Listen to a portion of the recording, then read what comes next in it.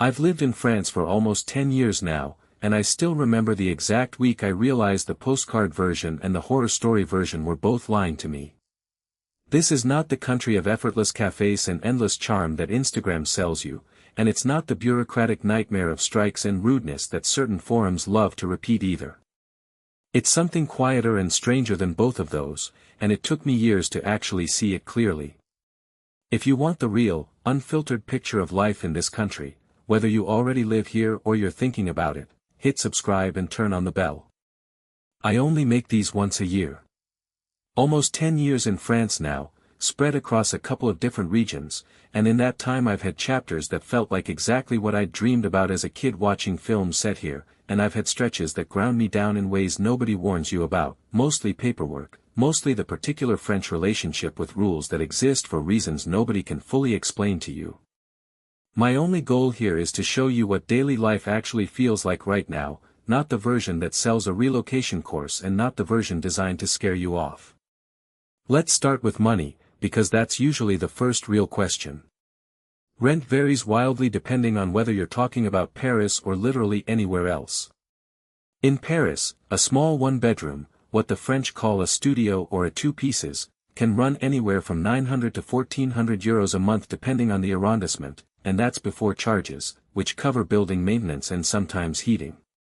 Step outside Paris into mid-sized cities, Lyon, Nantes, Toulouse, Bordeaux, and that same apartment can drop to 500 or 600 euros.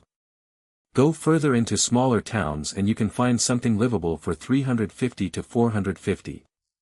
Utilities are their own conversation, especially electricity and gas, which have both climbed noticeably in recent years, and heating older buildings through a real French winter is not cheap, particularly if the building still has single-pane windows, which a surprising number do. Health insurance is genuinely one of the strongest arguments for living here. The public system, through the carte vitale once you're registered, covers a large percentage of most care, and even the portion you pay out of pocket is modest compared to a lot of countries.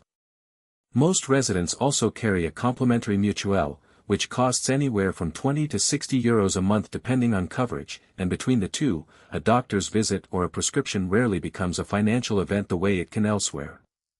It's one of the few areas where daily anxiety genuinely goes down once you've lived here a while. Groceries sit in a strange middle ground. Basic staples, bread, cheese, seasonal vegetables from a market, wine that would be considered a splurge anywhere else, are all reasonably priced, and shopping at a local market instead of a supermarket often gets you better quality for similar money. But anything imported or convenience-oriented gets expensive fast, and eating out, even casually, adds up quicker than people expect, a simple lunch menu running 15 to 20 euros in a city center now. Transportation, like Mexico, is one of the genuine wins. Public transit in most French cities is efficient and affordable, a monthly pass in a mid-sized city often under 50 euros, and the train network, while not cheap if booked late, is genuinely one of the best in the world if you plan ahead. Minimum wage here, the SMIC, sits around 1400 euros net a month, and unlike some places, that number is actually closer to what a meaningful chunk of the population lives on, especially outside major cities. It's tight, but it's not fictional the way minimum wage can be elsewhere. The people who build comfortable long-term lives here usually aren't relying purely on salary growth, they're benefiting from the systems around the salary, subsidized healthcare, family allowances, strong tenant protections, a 5-week minimum vacation policy that actually gets used, all of which lowers the real cost of living in ways that don't show up on a simple income comparison. Once you're actually inside French housing, the texture is very particular. A huge amount of the housing stock, especially in city centers, is old, sometimes genuinely beautiful, high ceilings, moldings, herringbone floors, and sometimes genuinely impractical, tiny elevators if there's an elevator at all, layouts that clearly predate modern plumbing being retrofitted in later. You learn to live with quirks, a bathroom down the hall from the bedroom, radiators that clank, windows that let in more cold than you'd like. Renting requires a dossier that can feel absurdly demanding, proof of income at 3 times the rent, a guarantor, sometimes a guarantor's own tax documents, and that process alone pushes a lot of newcomers toward agencies or toward accepting a less ideal apartment simply because it's the one that said yes. The trade-off between location and price is constant here too. Live in the center of a desirable city and you're paying a premium for walkability and charm. Move to the outskirts, the banlieue in Paris's case, and rent drops, but your relationship with the center becomes a commute, sometimes a long and crowded one during a greve, a strike, which happens with enough regularity that long-term residents build a kind of quiet flexibility into their week without even thinking about it anymore. If you currently live in France, drop one real thing in the comments that either makes you stay or makes you question it. The honest answers help more than any polished list.